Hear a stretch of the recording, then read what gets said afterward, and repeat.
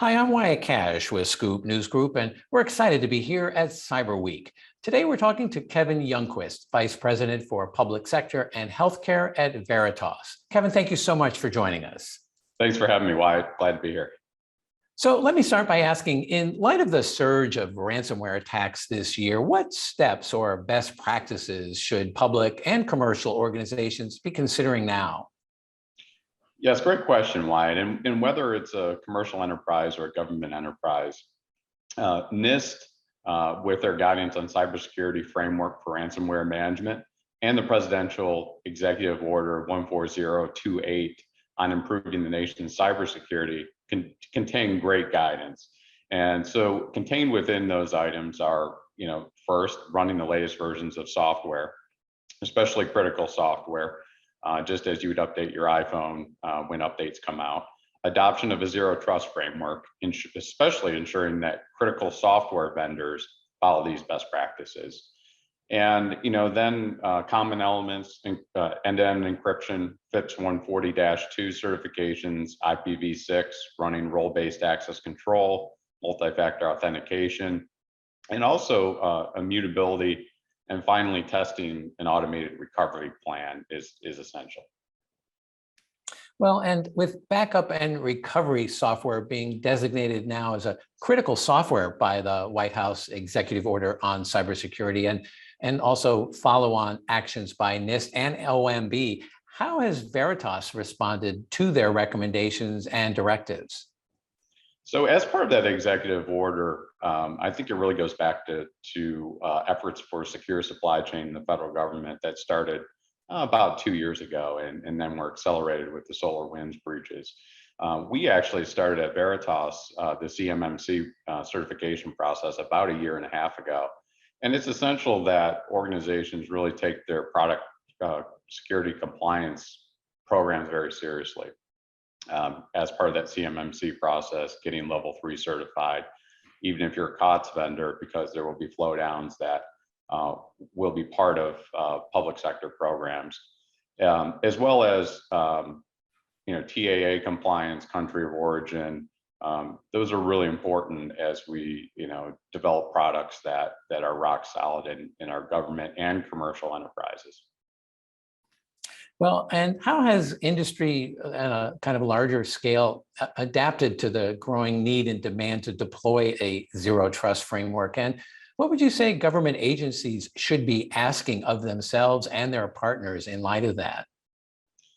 So we talked a little bit about multi-factor authentication, role-based access control, and these are really table stakes in terms of security, especially around your critical software. It's also really important to ask your vendors when they talk immutability and tamper-proofing data, what exactly do they mean? There's a lot of variation in terms of what vendor may consider immutable compared to another vendor. You want to ask questions similar to, can you protect data in an immutable format, both in the cloud and FedRAMP certified data centers, as well as on-premise? Can you retrieve and send deduplicated data so it's not cost prohibitive? Is there a compliance clock separate from an OS clock on your storage to make sure that data can't be tampered with in the case of a breach? And then I think you also want to ask questions about, is the platform common criteria certified if you're selling to the federal government, especially DoD? Has the vendor put software and hardware through IPv6 certifications as we move to more stringent controls on IPv6 in the federal government? How does a vendor perform against the DISA-STIG? Can they remediate any vulnerabilities within a short time frame? These are all really important questions to ask your vendor, especially when we have more startups that are participating in the federal government and supporting our nation's critical infrastructure.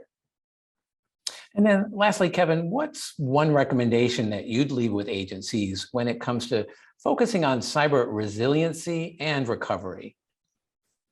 Yeah, it's really a three-part answer here. And we call one of the strategies the 3-2-1 backup strategy.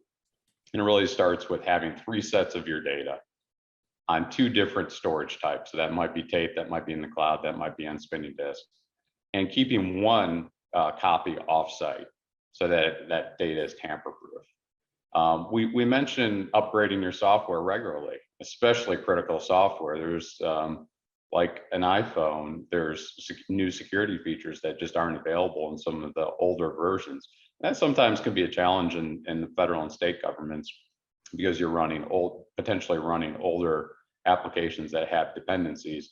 But it's really important to advance and upgrade, to make sure that you're getting the latest protections.